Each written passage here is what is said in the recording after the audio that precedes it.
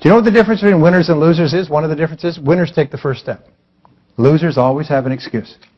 Winners say, okay, I'm going to do it, and they do it. They take the first step. That doesn't mean they jump off a cliff. It just means they take the first step. And if you take the first step, the second step will appear, and the third step will appear. It's almost like those lights that light up as you walk along. Well, what happens is that if you take the first step, every subsequent step will appear. And surprise, surprise, you'll turn around a week, a month, a year, or some years later, look back, and you'll have accomplished extraordinary things. And people say, well, you're sure lucky. You're sure lucky. It wasn't luck at all. I worked at it and worked at it and worked at it. So it's really important. So, and with regard to achievement, one of the things that I'm adamant about is every person, as I said this morning, has to commit to being in the top 10% of their field. If you don't want to be in the top 10% of your field, if you don't care enough to be in the top 10% of your field, what that tells you is that you're in the wrong field and that you're in great danger of wasting your life.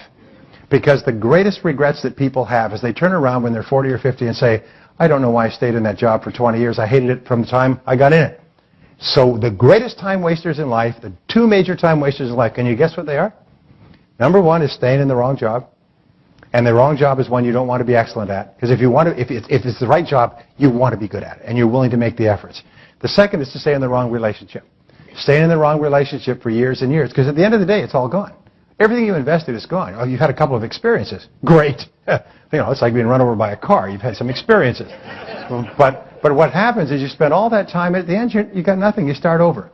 So it's really important that you look at the great time wasters.